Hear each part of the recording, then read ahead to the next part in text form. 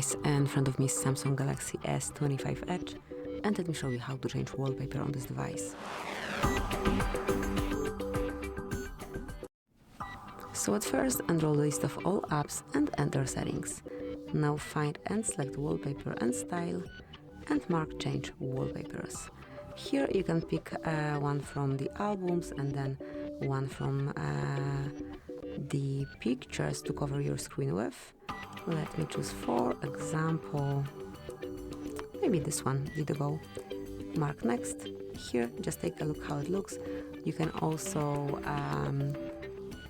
customize it if you wish. Then mark Done. And as you can see, it has been already changed and reset. Thank you for watching. Please subscribe our channel and leave a thumbs up.